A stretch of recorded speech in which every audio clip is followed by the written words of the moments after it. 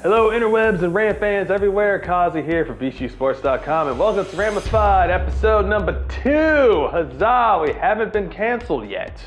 On this episode, we'll be going on the ins and outs of your favorite VCU teams, also results, Ram of the show, and of course, a good old-fashioned rambling rant. This episode is brought to you by Creative Dog Media, Drink Virginia Beer, and Team United Real Estate RVA. Let's stretch it out and let's do this.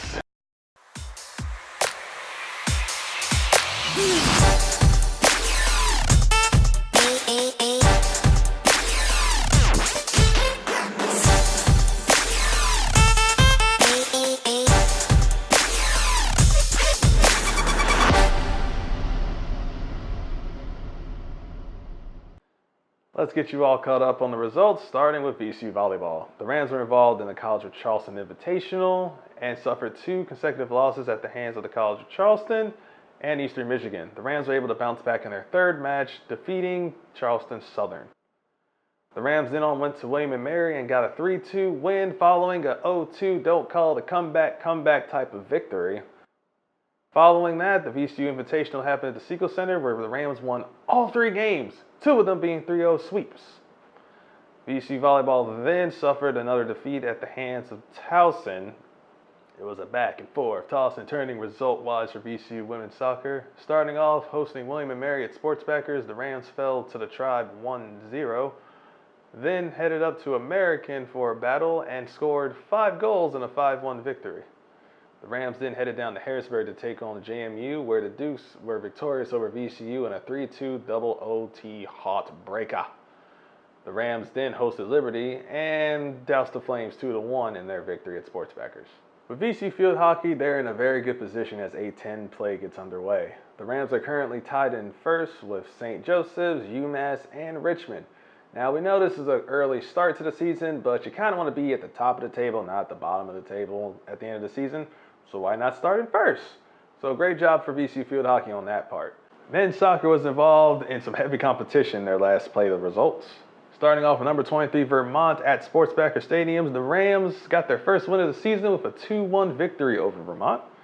They then headed to Charlottesville to face number 17 UVA, where the Rams were thrashed by the Cavaliers 3-0. The Rams answered back with thrashing of their own against the Old Dominion Monarchs with a 5-1 victory at Sportsbackers. Groovy, we're all caught up on results. Now let's dive in on your favorite VCU teams with the ins and outs.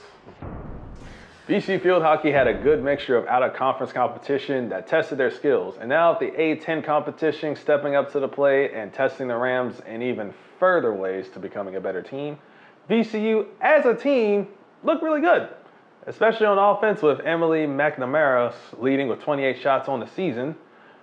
Offensively, the Rams are in a good spot.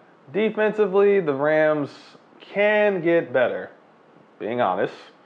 But in reality, VCU is having a tremendous season. This is in comparison to the 2015 season where the Rams finished at 6-12. Then in 2014 where they finished at 5-13. Now they're 3-3. They went from here to here. VCU's in a good spot, people. Now that all the out-of-conference, invitational, tournament, jibber-jabber, flibber-flabber for VCU volleyball is over and done with, the Rams look like a really good contender for the A10. The Rams are #explosive. And by explosive, I mean the Rams have tallied up 627 kills on the season and average around 13 kills per set. So the offense is there. You also add Rebecca Strange with her alpha digging. You add Julia Adler, who can also add in a few more kills. You add in freshmen like Vicky G, Medallion Simpson, who are giving a plethora of VCU prowess. And you have Coach Jody Rogers, a little namaste. The Rams are in a good spot where everything all around them is in a good place. Now the A10 competition is a little steep this season. They are picked to finish within the middle of the table. But if the results go their way and a couple of losses go to some key teams, VCU could still get towards the upper table. An A10 championship, an A10 title. Looking at the VCU women's soccer spectrum, all is good for the Rams as A10 play is about to begin. Audrey Sanderson has established herself as VCU's dependable goalkeeping option. Defensively, the Rams aren't great, but they're good enough to defend goals. Offensively, it's smooth sailing as the VCU players continue to rack up goals in bunches. So overall, the Rams are in a good spot as A-10 play is about to begin. Now the competition is a little bit fierce, but they still have their championship mentality of making it to the A-10 final, and not only just making it, winning it. So, and now for VCU men's soccer. Men's soccer. Can I take a read? Let me look at this one more time. Yeah, about that. Let's see. Before the VCU Old Dominion game, I was questioning everything about VCU men's soccer. They had bad form. Their players were not as enthusiastic. Everybody was yelling at each other. I almost wanted to hit the panic button because I thought the season was over before the A-10 season even started. And then VCU versus Old Dominion happened, where Luke Fatone scored 3 goals in 6 minutes. The Rams scored 5 goals against Old Dominion. Everybody looked enthusiastic, like they wanted to play the game of football, which was mind-blowing. It was like, this is the VCU team that we all were looking for the entire season. So now that that's happened, I can't really say anything bad about it. VCU men's soccer has the potential to do tremendous things. Again, they just beat Old Dominion 5-1 as sports backers. Can they do it again? Absolutely. Can they do it against a different opponent? Absolutely. Can they do anything? Absolutely. Well, they probably can't cure cancer, but you get the point. VCU men's soccer has the potential to do some great things. Thank you. Thank you. Wow, it's a big day. I would like to thank all the schools for their countless hours, conferences, and offers. I had plenty from ITT Tech to ECPI to 1-800-communitycollege.org/JPEG. Many worthy schools, but I've narrowed my choices down to one. And this fall, I'll be taking my talents down to RVA, and I'll be playing Virginia Commonwealth University. Thank you. Whew, man, glad that the decision's okay. Is that even possible?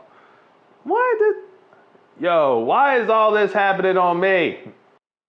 Now, we all love the commitments that come to VCU's way, such as VCU recruit LeVar Bates, one of the top recruits coming out of North Carolina, coming to VCU next year. But just because they recruit to another school does not make them the spawn of Satan. Yes, we understand the anger, the bitterness that comes with not getting that recruit that you want. Also, you kind of get the bitterness when you go to Dairy Queen and you want sprinkles and they just ran out of sprinkles when you just got there.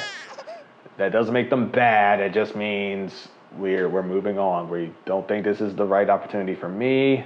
We're just going to go somewhere else. Don't be that guy to be like, you disappointed me. You. Don't do that. You're not their mom. You're not their dad. You're not their uncle. You're not their aunt with the bad eye that hangs out at the family gathering. They're kids. Let them be kids. Let them make their own decisions. Now they do something bad, that's another totally different thing, but let them be kids. They're not adults. They're kids. One thing that doesn't get talked about in the world of recruiting, social media, emotion, anger, trolls, Twitter eggs. All this stuff that happens on social media thanks to recruits going to dream colleges like VCU or trying to make it big into the college while going to pro.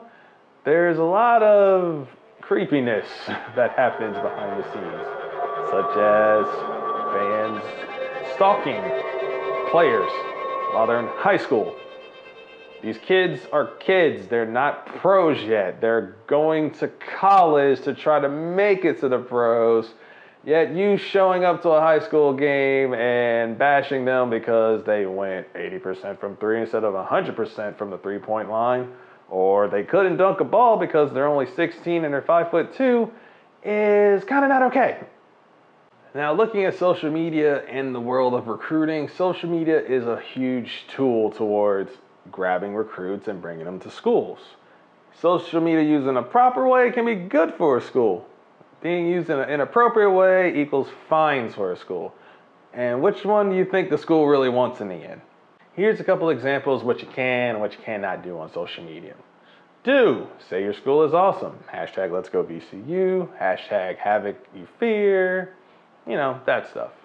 Don't, directly contact the player on social media. Do, watch highlight reels on YouTube. The guy is good, he got some shake and bake going, got some high reel dunks, great, entertainment. Don't, offer services via DM, direct messages, or sliding in a DM, period. No, just no. Do, be respectful. Don't be a jackass. It's time to get some Ram love on Ramified, and this episode's Ram of the show is probably the easiest choice this time. It goes to VCU Volleyball's Rebecca Strange, who has been digging a lot. Rebecca Strange has been putting in the work for VCU Volleyball. She has a team-high 261 digs on the season. How is that in comparison? Well, the person in second place on VCU has a total of 124. So her digging and overall communication on the court, motivating players either while they're down or have the lead during the match, has really had Strange on a different pedestal than she did last year. She also had a really awesome milestone as she passed the 1,000 career dig plateau during the VCU Invitational at the Cathedral Center. So congratulations to Miss Rebecca Strange. And also congratulations on being called the Ram of the show here on Ramified. Well, guys and girls, thank you so much for watching this episode of Ramified. Don't forget to like, comment, and subscribe here on our YouTube channel, and also follow us on Twitter, like us on Facebook, and Instagram.